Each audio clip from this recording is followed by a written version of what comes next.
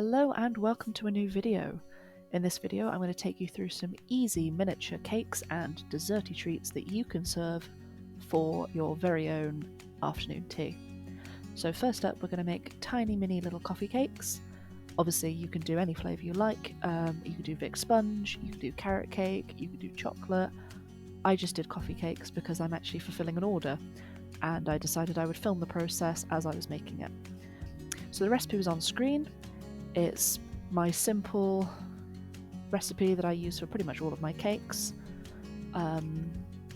Same process as ever, cream your butter, cream your sugar, add in your eggs. In this case we're adding in some ground coffee.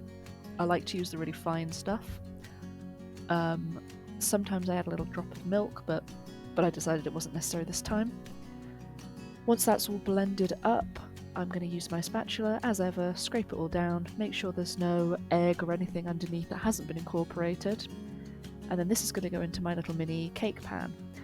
Now you may notice that the bottom of this is filled with foil. That's because I'm an idiot and I lost the bases to this tin. I don't know where it's gone. I can't find them anywhere. This tin was £20. I'm not replacing it. So I've folded up some little foil bases, I've popped it onto a baking tray.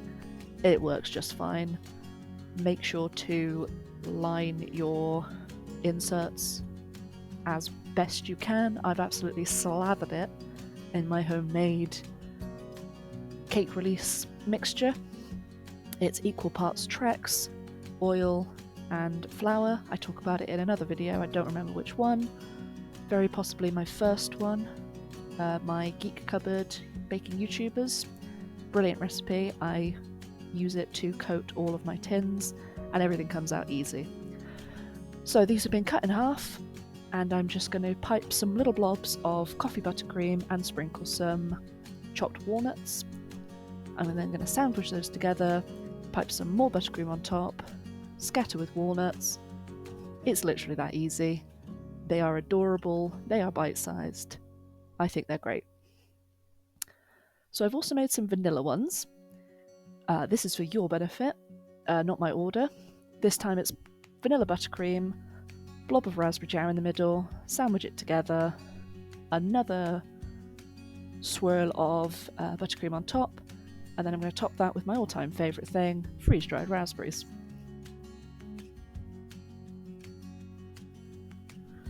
Great, so that's the mini sandwich cakes done. Let's move on to the lemon bunts. Now these are going to actually be sort of a lemon drizzle type of deal.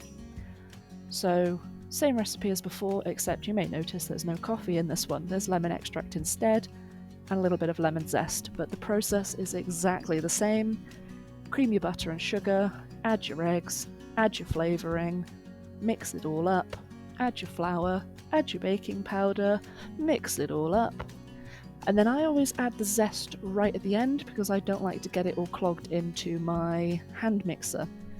Because I'm a batch baker, I actually bake during the week for tea rooms, delis, cafes, whatever. I do not have the time or wherewithal most of the time to be cleaning my beaters constantly, so I batch bake. I will do a massive plain batch, I will then move on to a massive flavoured batch. And you can put beaters that have been in a plain batch into a flavoured batch. It doesn't matter. So I always like to, like I said, add the zest in last. That way it doesn't get onto my beaters, even though I don't actually end up using these beaters for anything else. It's just habit at this point. And I like to fold it in right at the end with my spatula. Here you go, here's me grating the hell out of that lemon.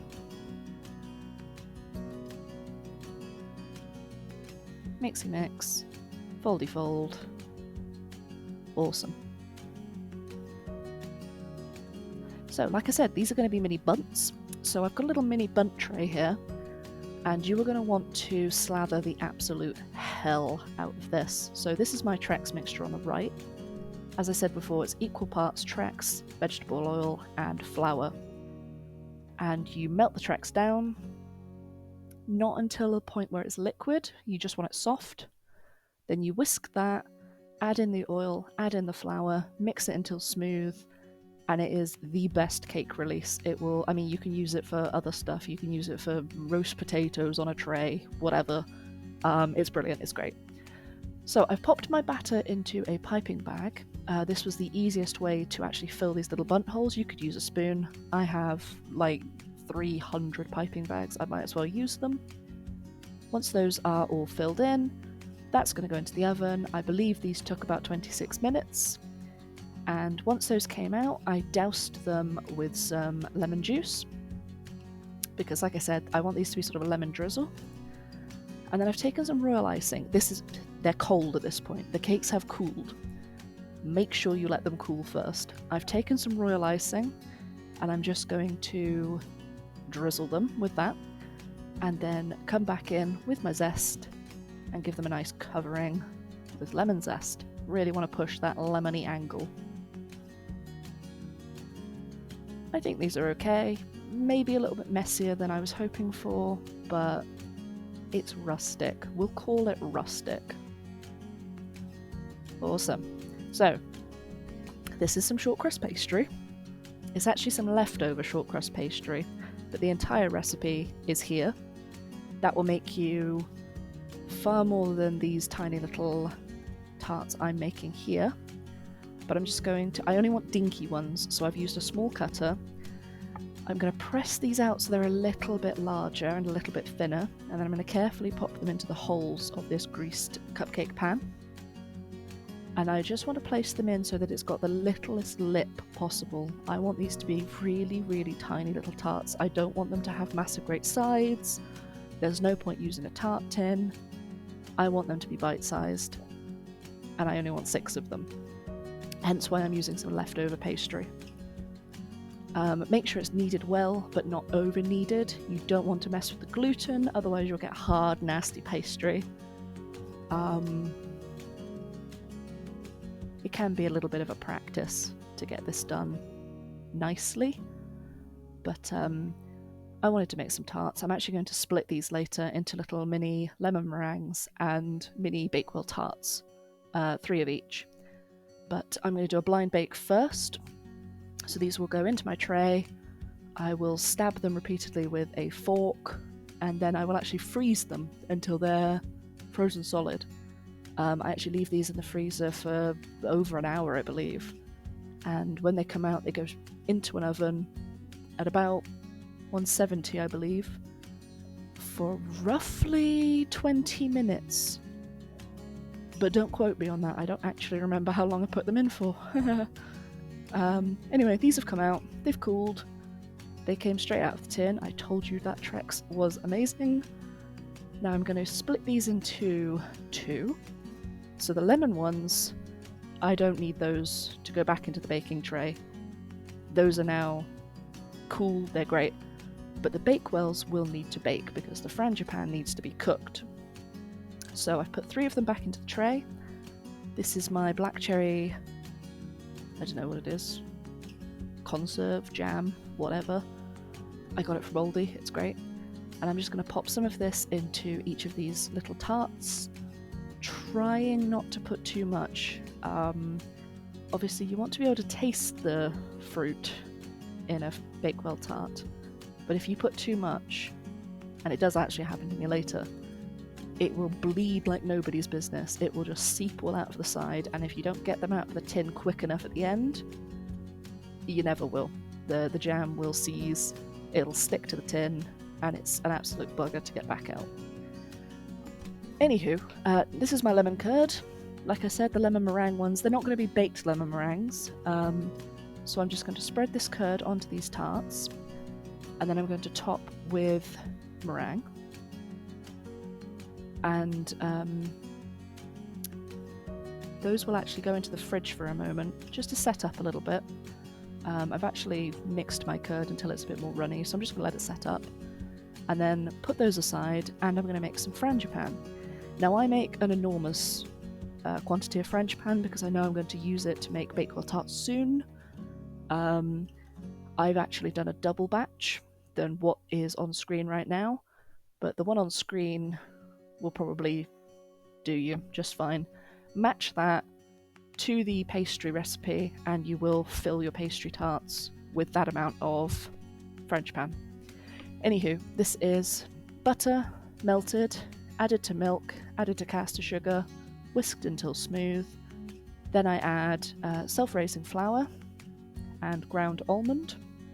I always use self-raising flour because the Frenchpan will get a little bit of a raise. I used to use plain, and I did not like how flat it stayed. So self-raising flour is the way to go. You can add some almond flavouring as well if you want to boost up the flavour. I forgot. It doesn't matter. The ground almond, there's so much ground almond in it, that's probably all you'll taste anyway. But once that's done, I'm going to take the tiniest little, what is this, teaspoon, and I'm going to very, very carefully cover my jam. You want to kind of seal it in. You want to make sure the frangipan encapsulates the jam as best you can. Good rhyme. So that you can kind of mitigate that jam exploding out, because the jam will boil in the oven. It will boil. It will escape. It happens to me. I have made thousands of these things. It happens. But try to cover it as best you can. And then I'm going to top it with flaked almond. And you may have noticed a like, comment, subscribe, little bell thing on screen. Please do that. I am a new channel. It brightens my day to see comments, to see likes, to see new subscribers. It boosts my ego. And I'm becoming big-headed, but I will not apologise. Anyway, these have come out. I've let them cool, and I'm going to drizzle these with some more royal icing. I try to block the camera as thoroughly as possible, so you can only infer what I'm doing. It's a pro tip. Always block the camera when filming. It's frustrating as hell. But I'm going to top these with half a glacé cherry. I've actually bought these pre-chopped because I am that lazy. But that's it. That's a Bakewell tart. Now, you may remember that the lemon meringue will require meringue on top. So with some pasteurized egg, white, I'm going to whip that with some granulated sugar and a little bit of cream of tartar until stiff. I didn't show you the process because I didn't want to. And then I've put it into a piping bag with a nice star nozzle, and I'm going to, once again, professionally block the camera as I pipe a dollop of this onto each of my little tarts. Now, because this is a pasteurized egg, this doesn't need to be cooked. It will not hurt you. However, it does need to be charred. So I'm going to get my blowtorch, my absolute favourite piece of equipment. I use it constantly. And I'm going to brown my meringue with this. You could put it in the oven. You could bake these properly. I don't have time for that. So I'm just going to use my blowtorch and cheat, basically. I'm going to fake it. Either way, this is great. The meringue stays soft. It doesn't go rubbery or chewy. It is a soft little bite of delicious meringue. And those are done. So those are going to go to one side. Right, now I've decided to make things difficult for myself and make four different types of cheesecake. Now, I didn't need to make masses, so I've actually taken my usual recipe and divided it into thirds and removed the mascarpone cheese, only because the mascarpone cheese that I had froze in my fridge. I have no idea how, but it was frozen solid. So I just used the entire packet of full-fat cream cheese instead. Anywho, so this is essentially what I do for all of them. I flavour them with some paste, with some jam, with some cocoa powder, with some curd, and then pipe them into a pot. So the pistachio raspberry is pistachio cheesecake, goes in the bottom. Cover that with some raspberry jam, come back in with the rest of my cheesecake and cover that up. I'm then going to pipe a little line of raspberry jam on top of that for the vibes, and then come back in with my absolute favourite thing, freeze-dried raspberries, I love you, and some chopped pistachios, and I think this is my favourite. This is a solid cheesecake pot. And then that's going to go into the fridge to let it set up. So second is lemon. I've mixed my cheesecake with some lemon curd. That is why it is lumpy. It's fine. Don't worry about it. I'm then going to top that with some more curd, more cheesecake. You get the idea. These are layered cheesecake pots. Now I actually have some of that meringue left, so I got the bright idea to top this with some more of that meringue and get my blowtorch back out, because I didn't think I'd had enough fire in my life recently. And once that's all toasted and looking great, I get my grater back out and my lemon and proceed to zest the counter. None of it sticks to the meringue, but that's okay. I now have a very lemony counter. The third one is mixed berries. This was achieved by mixing raspberry jam and blackcurrant jam into my mixture, then topping it with strawberry jam. More of the cheesecake. I love this because it gets those like chunky bits of berry in there, and I really like the colour. It goes that really cool like purpley colour. And then some frozen fruit. If I'd had fresh, I would have used fresh. Fresh would have been better. These are going to defrost on me and melt, so I'm going to put this straight back in the fridge and pretend it's fresh and beautiful. And then chocolate is last. It's a very thick cheesecake. If you ever want to thicken your cheesecake, add a bunch of cocoa powder to it. So on top of that chocolate cheesecake is going some caramel, and then more chocolate cheesecake. And look at that! Isn't that weird? It pushed the cheesecake, the caramel, all the way up with it, and I kind of dig it, so I'm going to leave it.